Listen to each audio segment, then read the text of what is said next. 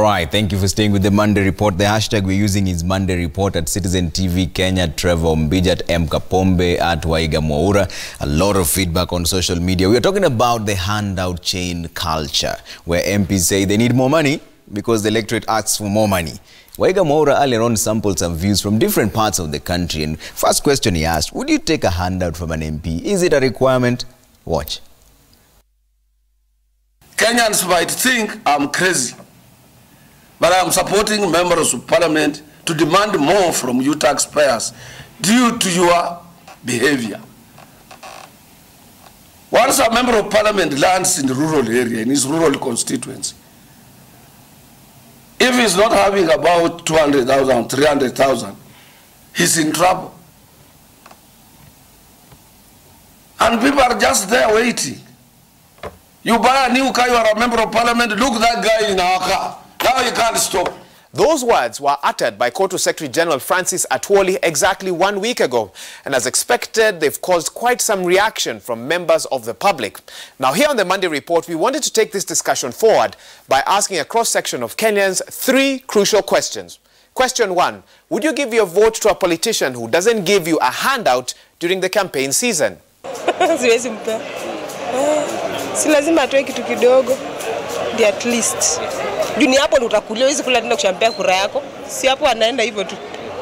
It should not be a money factor even if somebody is coming afresh in the field. It should be what he is telling the wananchi, what he's going to do. Kiongozi anapotumia pesa chungu nzima ana lengo. Atakapochaguliwa atataka kulipa pesa zake. Sasa wewe kama utachukua uchukue, lakini kiongozi anapofanya makosa usilalamike kwa sababu ushachukua pesa zake. Even if you don't take the money or you take the money, we've lost our right. So it is better. You should not lose two things. Question 2, would you support a politician who doesn't attend or doesn't fundraise for weddings, funerals or any other public gatherings? Hata si kisu take sitaki kwa maana hiyo atafanya kazi mbaya zaidi. Hata alipeana pesa.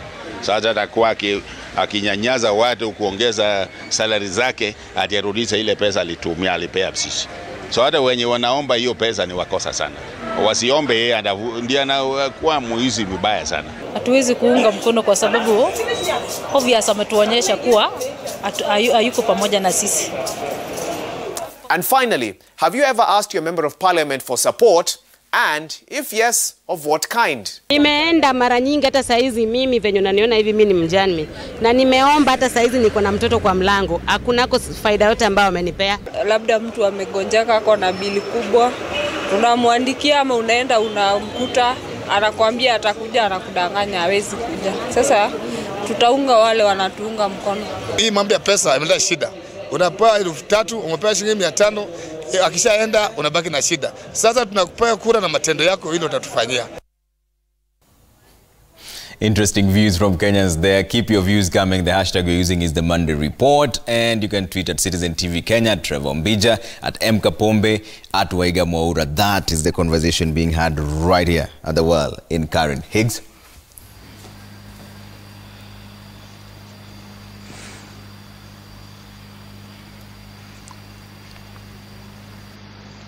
All right, Trevor, my panel and audience here at the Well in Karen are on standby to talk about this very hot topic, the topic of handouts. And as you can imagine, quite a lot of feedback on social media even before we get into this. And I'll be going into that in just a bit. But first things first, let me introduce my panelists who are now already right here.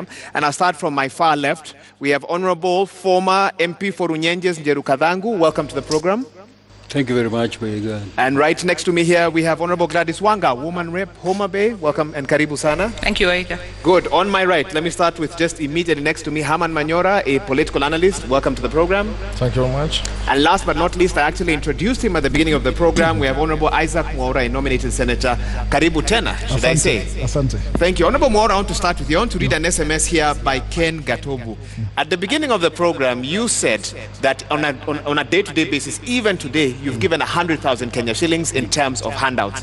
Where do you get the money from? That's what he wants to know. But from my salary, from my other sources of income. But your salary cannot give out 100,000 Kenya shillings every day for a month. So how do you keep up this handout culture? You know, sometimes you don't give every day because you cannot respond to all the needs, but you cannot avoid all of them. So at some point you have to give. And that is expectation, because, Waihiga, people expect you to be generous. And in our African culture, you are supposed to help. And even biblically they say, blessed is the hand that giveth, than the one that receives. So it has become a vicious culture. So much so that if you do not give yourself, somebody else will. And that is how you become irrelevant. So we are in a catch-22 situation. In fact, this kind of culture has become so difficult for politicians, to the point that I now call it poverty-producing politics. Because it impoverishes. Some say the poverty is the constituents as you get richer. No, poverty-producing politics, because it is a vicious cycle. You can't give enough for everybody, and the demands are high, but at the same time, it also leaves you poor. You as the MP are left exactly. poor. And the effect of that giving cannot be quantified. For example, some of our viewers might not agree with you that you're left for. One last question to you. Sorry for interrupting you. At the beginning of the program, you also said that you're looking to fulfill the short-term needs of your constituents. They have a problem now, you want to sort that. How long can you keep that up? When are you going to introduce long-term measures that will hopefully stop having to deal with the short-term needs? I think, Waihiga, we must look at this in context.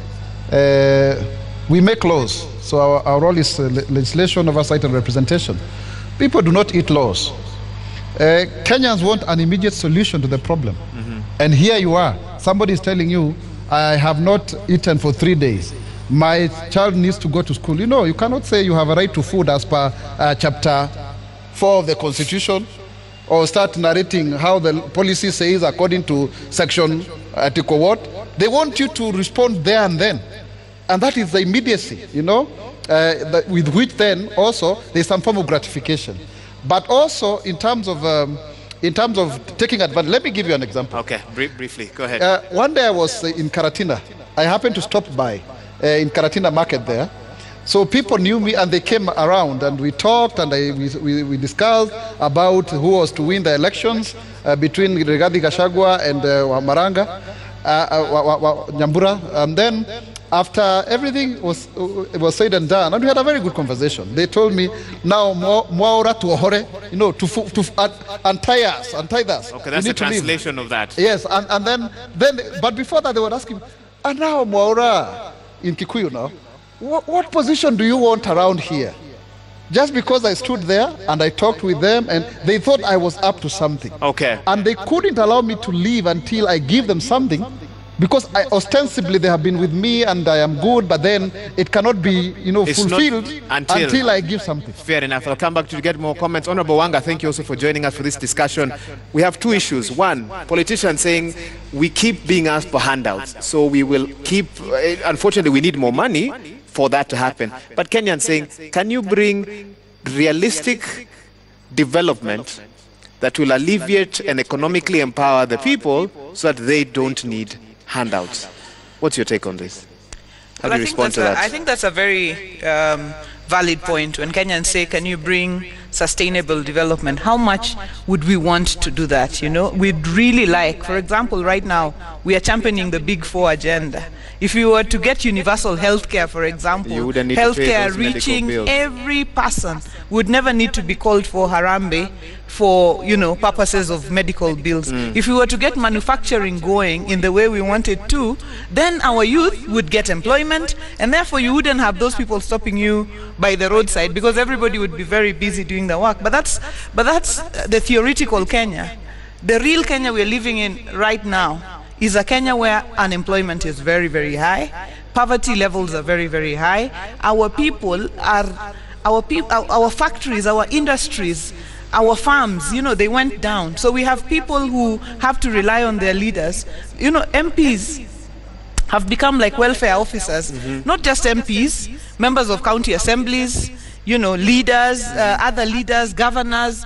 They become like welfare officers. Because you had the people speaking on TV. They said, when my child, when I have a sick person, I go to my MP, and that is what happens. And you know, Waihiga, there is a difference between people just asking you for handout for the fun of it. For example, you meet a group of youth and they tell you untie us, like they told Mwaura, and like they tell us all the time, untie us. That is one, and that is one for which you probably have an option. You can say, no, I'm not untying you for today, I have nothing, and you go. But then there is the other real challenge where people have real needs. And they come and see you. People have, somebody comes to you, their leg is almost being amputated. Yes. You tell them, no, I'm sorry, you know, the health laws, we passed them last week. So when they come into effect, in fact, you can't do that. They want development right now.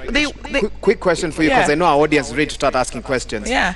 From what Kenyans see, most politicians spend the weekend tanga, kieleweke, talking about the handshake instead of the things you have mentioned. There's a school of thought that if politicians actually spent time figuring out how to bring services such as those of the Big Four to the people, then they would actually be there. But politicians are preoccupied with other issues. In fact, we talk about those things a lot. But what the media carries is what is the politics of the day. But when you go to the villages, you know, many politicians spend time in the villages. I, for example, spend time doing women empowerment programs, doing markets for women, you know, dealing with these issues face to face. But you know, that is not what the media carries. The media carries the politics of the day, because that is probably what sells. So when politicians are talking about, for example, in Parliament, when we pass those real laws, and we do, and when we talk about those real issues, and we do, they are probably not covered. But when we talk about the politics of the day, which we also talk about, and we must talk about, because we must also give our people political directions. We are not just... So you feel the media highlights those higher than the other development issues. Let me get a quick comment from Honorable Kadhangu before I hand over to Mashirima. Honorable Kadhangu, you had a reaction to what Atwoli said, and Atwoli's been doing the rounds in terms of giving interviews on the same. What would you say to him? Well, let's say this. I know that Atwoli is agent of the Planters and Allied Workers Union. 1. 2, he is an agent of KOTU, and he is supposed to carry aspirations of those two organizations and make sure that he satisfies them. One of the issues that Atwoli is expectant to do is to make sure that all the workers of this nation benefit from his office, from his work, from his service. And one of the things that a trade unionist like Atwoli should be aware of is that when you are taking the member of parliament who is a state officer and the only one privileged to set up terms for himself, set up salary for himself, give himself allowances, etc. And a trade unionist comes to support them, maybe probably so that they can support him. What it means is that he is taking away from the workers what is supposed to be their own and giving it to members of parliament. First. Second is that the handout that Atwoli is talking about, members of parliament are not supposed to do that. First of all, I hear what Mwaura is saying, and I hear what Gladys is saying. But we must also remember this. Members of parliament are not working for the media. Members of parliament like Atwoli are agents of the people. And they are supposed to carry with them the aspirations of those people. That they are supposed to create business in the house to benefit the people that elected them. Now, if they don't do that, what simply it means is that they have lost it. And theirs is simply to wait for the 5 years end and go for the AD election campaign. I want to give one example, sir. Briefly, and the example is this, that the CDF that we talk about, we created it in parliament. The roads board, we created it in parliament. The HIV fund, we created it in parliament. All in one term. And what has been happening is they have been squandering all that instead of creating new laws for our people to benefit. For example, that we are talking about energy. We said this by the time we were working on it. Yes, please, I'll take this as your last comment. Go ahead. Let us have an energy fund for the constituency, because every constituency is capable of creating their own energy, and whatever they are not using, give it to the national grid. And Nothing has happened so far. Honorable Kavangu, let me ask you to pause on that. Of course, you bring a wealth of experience to this discussion because you've sat in that seat. And I know Honorable Mwaura, Honorable Wanga want to respond to you. I'll give them a chance to do that a bit later on and give Manyora a chance to also weigh in. But Mashirima, I'm sure there are many questions for us from the audience. Waihiga, maswali ni mengi, wengi wakihisi kuwa pia wao wanawasaidia hao wananchi ambao wako na matatizo. Nitaanza na Philip Agumba. Simama tafadhali. Tuambie swali lako ni lipi? Swali langu, I want to direct my question to Honorable Gladys Wanga. If seeking help from politicians, it means you have to ask for pay hike. So, what does it apply back there when some people help the youths there? Should they also ask for pay hike from their employers?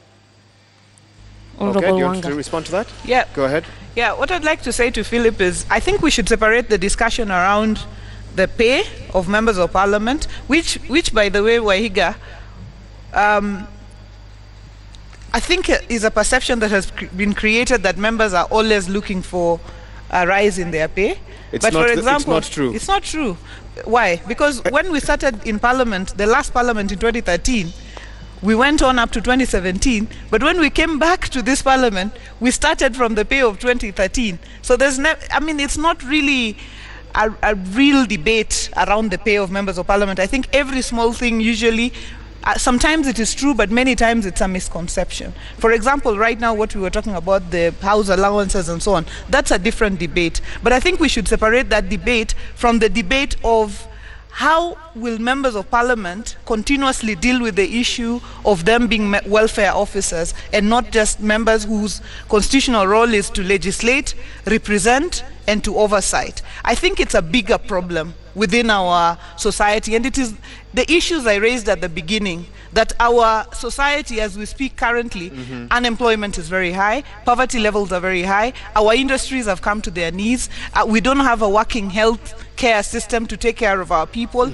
and these are the issues that we need to address actively, not so much about pay rise, because even if you said you got another 100,000 or 200,000 or 50,000, it cannot sort out all the problems that we're talking about. We have to deal with the root causes of the problems that we are facing, and that is what we need to discuss and come up with a solution. Yes, we will make time for this, during this discussion to talk solutions as well, but let's get some more questions.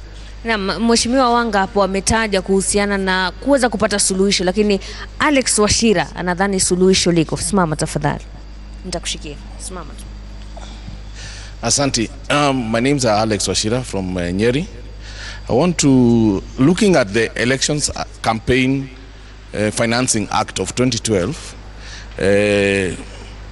it set out clear guidelines on the amount of money a politician should use in terms of during the election period, even funding for the politician. But when you look at it, it is one of the laws that had good intentions but has not been used. Is it a case of where politicians are frustrating the commission, or what is happening? I would like Honorable Gladys Wanga again to respond to that. Yeah, I think we did the election financing laws, I think in 2015. In the last parliament, and the idea was, of course, what you're saying, to cap spending on campaigns. When we do laws, the role of parliament again now is not to execute the laws. The laws go to the relevant bodies like the IBC, which is now supposed to follow up on implementation of the laws. And if they don't, it is something that we have to deal with. But we capped spending on campaigns so that you don't spend so much money, and so that we have a case where even anybody among us, you know, so long as you have something to offer your people, you can actually come and run and succeed. Not the case where only people who have money can actually run and succeed in an election. That was the purpose. It's not working. We need to sit back, review why it is not working. Our committee on implementation, look at that law and why it wasn't implemented. And one of the things we need to do as we do the audit of the last election is how do we, and this is one of the reasons why we have to take seriously the Building Bridges initiative that looks at what is wrong with our electoral system. And as we go into that, it is our opportunity to say, how else do we adjust it. Make sure that we can limit campaign spending. Before Mashrima picks another question, Mwaura, just weigh in. You've had the back and forth. What are your thoughts? Well, I don't know. You don't know? About handouts and MPs being welfare officers. Of course, it happens. But they're arguing it's because Kenyans are poor. But Kenyans, there's nothing wrong with Kenyans. There's nothing wrong with our genes that we must be poor. We are poor because our leaders want us to be poor. And perhaps they want us to be poor so that we can continue voting for them. Look here, we talk about unemployment. It is directly linked to things like uncontrolled imports, okay, from China and the rest of those places. Our industries have collapsed. It is MPs who can make laws to ensure that Kenyans people don't turn Kenya into a dumping ground, okay? If they say they are making laws, we are not covering them. No, they are not. You see, even borrowing.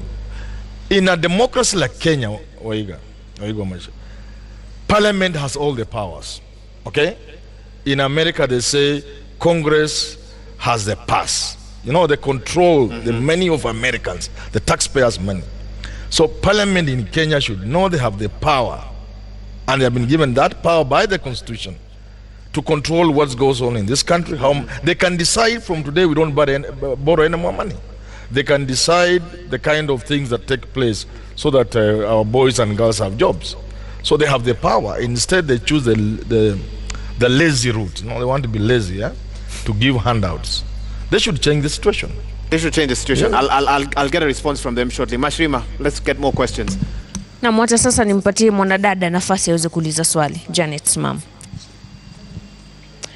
I'm Janet Faith, and my question goes to Honorable Mwaura. Yes, I guess.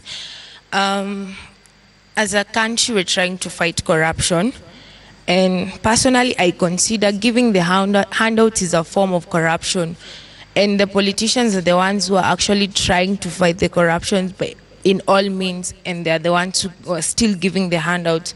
So I don't understand how we'll end corruption and you're the ones who are giving the handouts to Kenyans. Mwaura? Thank you very much. In the Roman Empire, there was an emperor called Tiberius. Now, Tiberius, at some point, was able to abolish the plebeian assembly, which is like a parliament that time, in exchange for the people getting pork, free bread, and olive oil and those kind of things. And people are very happy, the citizens who had just come from war. And if you trace the history of political power, you realize that many people have traded, many democracies, the masses have traded their voice for handouts. Now, during campaigns, you have to line up people, give them handouts. Sometimes they don't even listen. But she's saying that is corruption. Do you consider that corruption? That's where I'm coming to, Waihiga. So when that happens, and Alex asked a good question about election campaign finance, there's a nexus between how we do our elections and how you are supposed to continuously do that. So you cannot bribe yourself to win an election.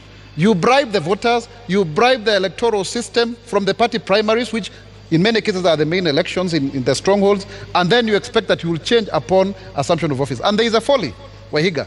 If you look at the election campaign financing, it's supposed to actually help political leaders to minimize on how much they're supposed to spend.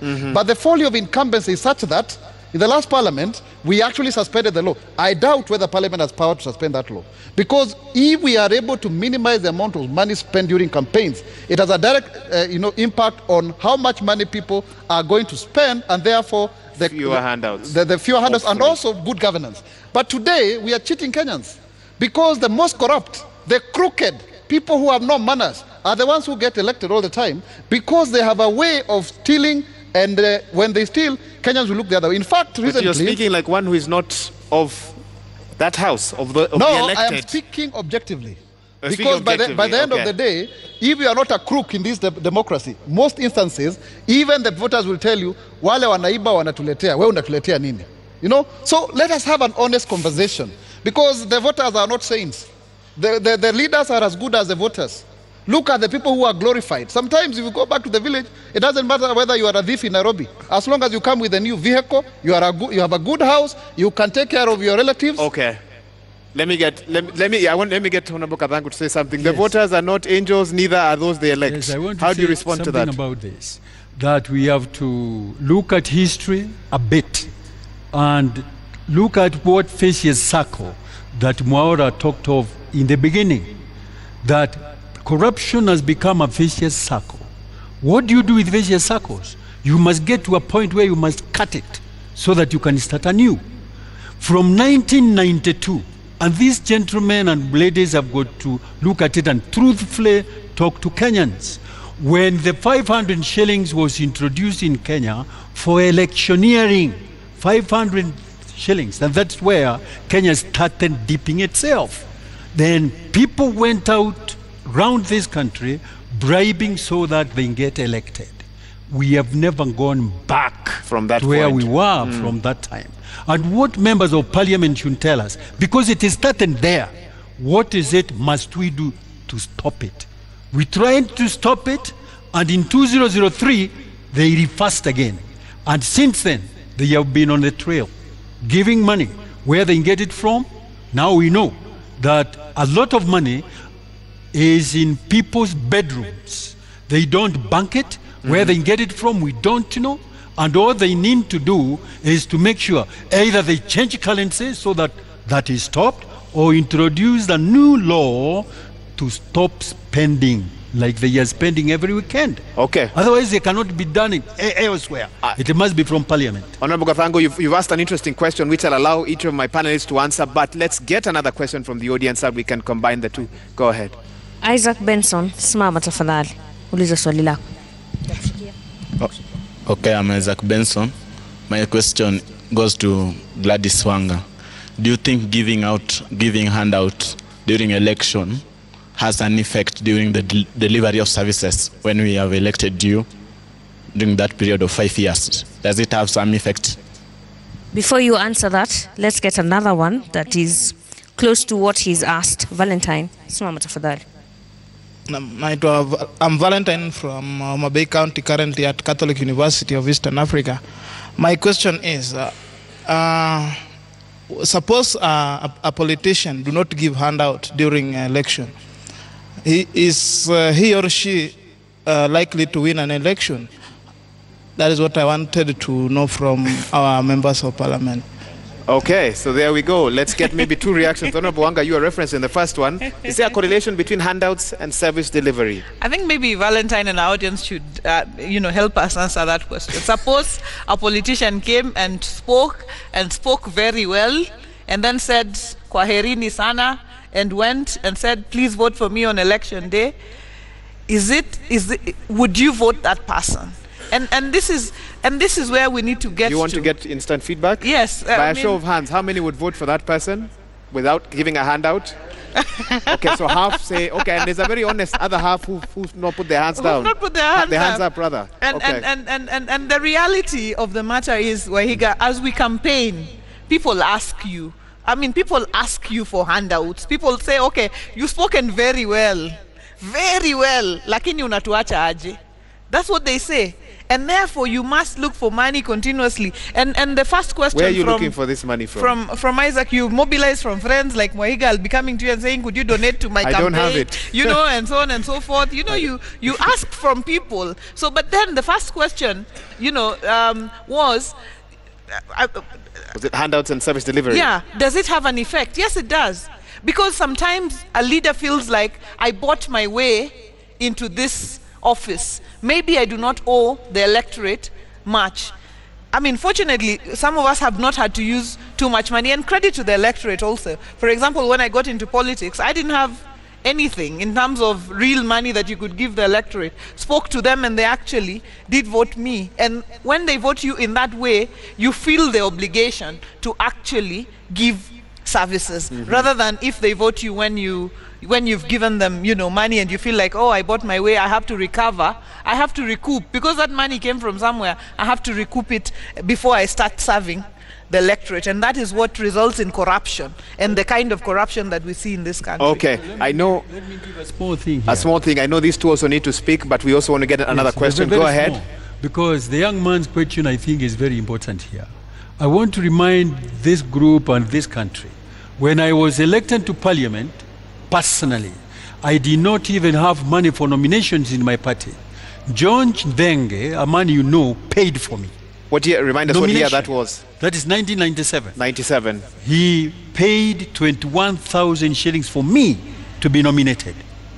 And when we went campaigning, I started with something like 22,000 shillings. The man who campaigned with me and opposing us, or opposing me, spent something like 4 million shillings that election. But when we went to count the votes, Runyenje's people elected me. I had less than 10 shillings in my pocket. I did not have a car. So what we are saying here is Kenyans are capable of changing things to their advantage. Is it Kenya? So who starts? Is it the Kenyans? Is it the current sitting crop of MPs? The Kenyans who would you challenge? must do it. The Kenyans must do it. They must identify the talent in their leaders. They must identify the aspirations and the people that carry with them those aspirations and elect. But if they are going to be waiting for money, that is, they will not vote until somebody comes around to give them money to vote. Even as late as 4:30 in the evening, some of them have not voted. They are waiting at the stations to be given money. Good. Honorable Mwaura, I will give you a chance. Let's speak in one question, then I start with you guys on this end. Go ahead, Mheshimiwa. Higa, ningependa kuchukua swali lingine, lakini kwa sasa tupumzike kidogo tu, tutarejea hivi punde. Usiondoke.